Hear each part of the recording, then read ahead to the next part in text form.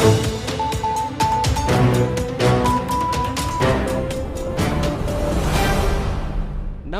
Welcome to జనైత TV. ఇవాల్టి weekend with Rapolu కార్యక్రమంలో project విషయం లోపల కేసీఆర్ను, చీఫ్ డిజైనర్ అయినటువంటి కేసీఆర్ను ఆహ్వానించారు కాంగ్రెస్ పార్టీ శ్రేణులు.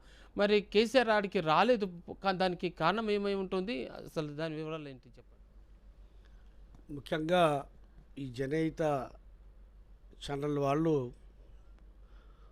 ప్రతి ఆదివారం వీకెండ్ విత్ రాపోలు అనే కార్యక్రమాన్ని తీసుకొని ప్రతి ఆదివారం కూడా వాళ్ళు అనేక సమస్యల మీద వాళ్ళు ఇంటర్వ్యూ చేస్తున్నందుకు ముందు వారికి ధన్యవాదాలు.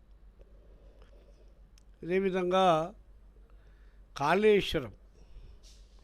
కాళేశ్వరము అది కరెక్టే పేరు, అది కాళేశ్వరం అంటే అంత కాయడమే, కాజేయడమే. కాజేశ్వరం అంటే ఇంకా మంచిగా కాజేయడమే. వాళ్ళు ఆ భాగం కోసం వాళ్ళు ప్రాజెక్టులు కట్టిండ్రు పేరుకు. ప్రపంచంలో ఎక్కడ లేదంటారు. ఆయన్నే ఇంజనీరు, ఆయన్నే చేసిండు, అవన్నీ చేసిండు.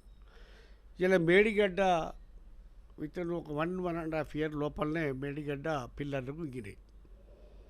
కుంగిన తర్వాత సరే, ఎలక్షన్ అనేది సహజం, ఎవరో గెలుస్తారు, ఎవరో ఓడిపోతారు.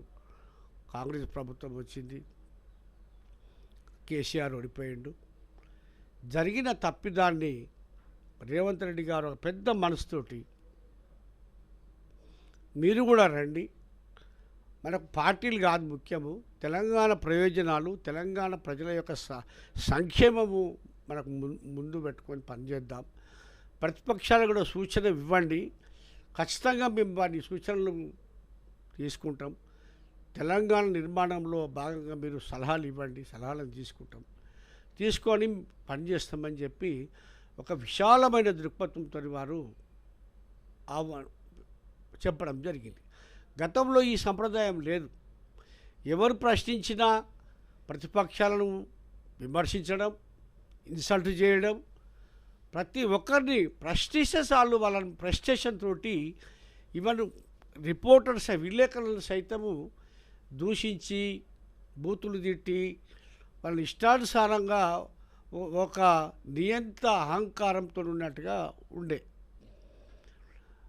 సరే, అది రేవంత్ రెడ్డి గారు అటువంటి పద్ధతులకు వెళ్లకుండా ఒక విశాలమైనటువంటి, ఒక పరిపక్వత గలటువంటి రాజకీయ నాయకుడిగా టీఆర్ఎస్ వల్ల కూడా ఆహ్వానించాడు. వెళ్ళి చూద్దాము రమ్మంటే, మేము నీకు చేతకాకపోతే, నీకు ఆరోగ్యం బాగలేకపోతే నీకు ఒక ఫ్లైట్ కూడా పెడతామన్నారు, ఒక బస్సు కూడా బుక్ చేస్తాం, ఏసీ బస్ అని చెప్పి, మీకు భోజనాలు పెడతామన్నారు. ఇన్ని రకాలుగా వారికి ఆఫర్స్ ఇచ్చి అక్కడికి వెళ్దామంటే వెళ్ళలేదు. కారణం ఏంటిది అంటే, కేసీఆర్కు తెలుసు ఆడ నాణ్యత లేదు అని. ఏ యొక్క ఎక్స్పర్ట్ సూచనలు తీసుకోలేదు.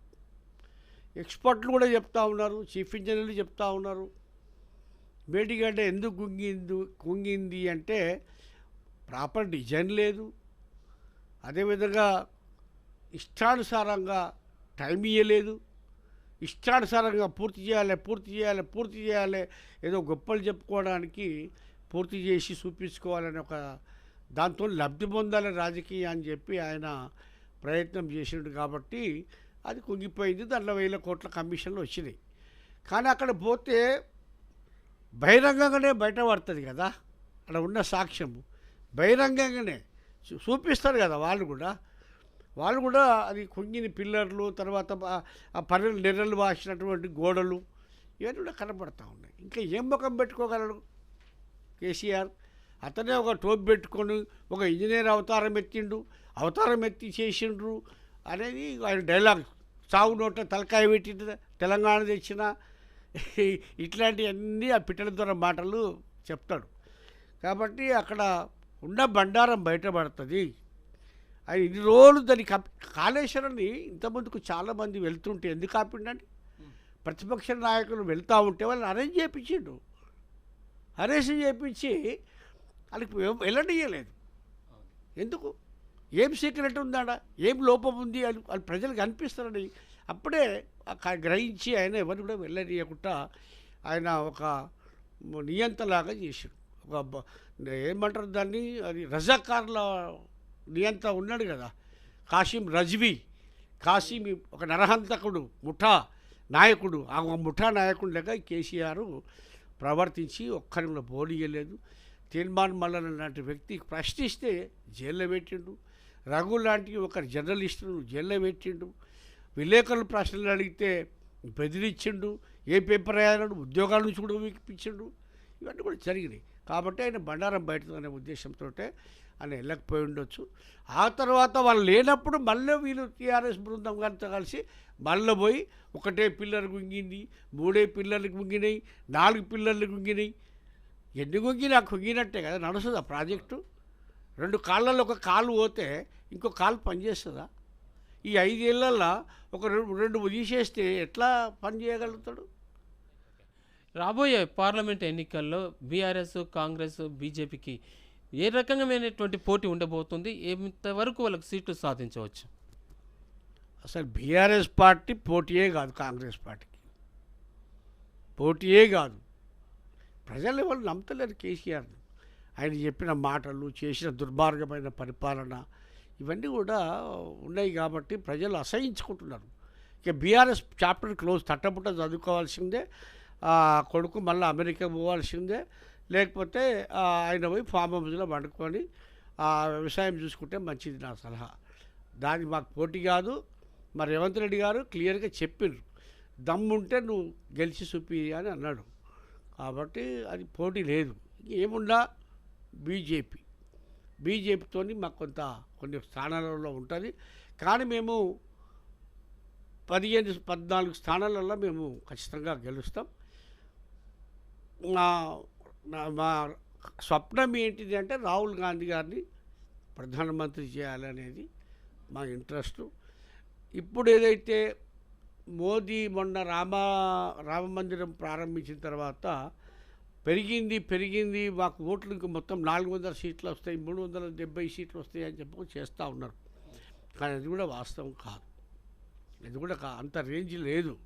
ఇంకా పోయినసారి కంటే ఈసారి సీట్లు తగ్గే అవకాశం ఉంది బీజేపీకి. కాబట్టి బీజేపీకి ఎక్కువ 4 రావచ్చు.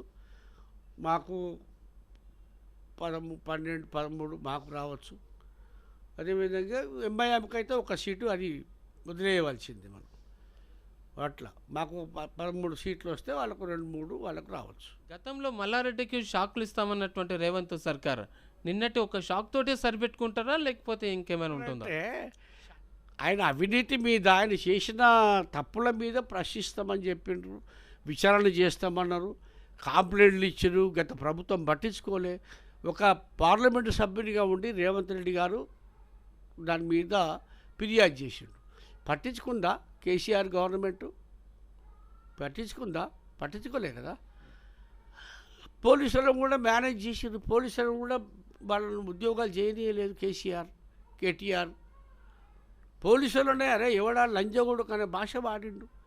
నేను అమెరికాలో చదువుకున్న ఆయన హరీష్రావు ఒకరిని కొట్టిండు, ఒక కానిస్టేబుల్. ఇవన్నీ ప్రజలు చూస్తలేరా? కాబట్టి ఖచ్చితంగా మల్లారెడ్డి మీద చట్టము అనేది ఒక చుట్టం కాదు. చట్ట ప్రకారంగా మల్లారెడ్డికి ఇదే కాదు, దుండిగల్లో ఒక ఆమె మహిళది అద్దెకరం భూమి అది ఆక్రమించినట్టు కేసు అయింది. అదేవిధంగా శామర్పేట మండలంలో గిరిజనుల భూములు, దాని మీద కూడా ఎస్సీ ఎస్టీ కేసు బుక్ అయింది. వాళ్ళ భూములు వాళ్ళకి ఇప్పిస్తారు. ఖచ్చితంగా ప్రభుత్వము పేదల భూములు పేదలకు దక్కాలనేది ఉన్నది. మల్లారెడ్డి ఖచ్చితంగా జైలుకి పోతాడు. ఆ జైలు నుంచి తప్పించుకోవడానికి ఇప్పుడు బీజేపీలో పోవాలని ప్రయత్నం చేస్తాడు. ఏదో మోడీ ఏదైనా ప్రధానమంత్రి అవుతాడని కలలు కానీ అందులో పోయి కేసుల నుంచి బయటపడాలని చెప్పి చూస్తున్నాడు. ఉండడు కేసీఆర్ వెంబడి మల్లారెడ్డి ఉండడు. పచ్చి అవకాశవాదిలో నంబర్ 1 మల్లారెడ్డి. ఆయనకేంది వ్యాపారస్తుడు. ఆయన ఏమీ ఆయన ప్రజాసేవకుడు కాదు. ప్రజలకు సేవ చేయడానికి అది రాజకీయాలకు రాలే.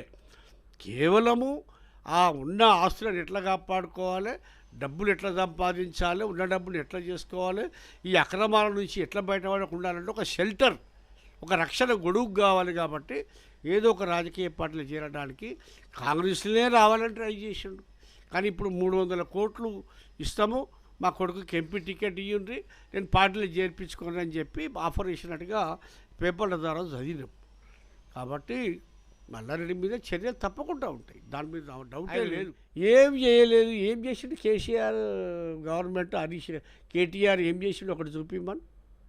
ఏం చేసిండు? హైటెక్ సిటీ కట్టిండా, లేకపోతే సైబరాబాద్ కట్టిండా, లేకపోతే ఏదన్నా ఇంకా ఐటీని డెవలప్ చేసిండా?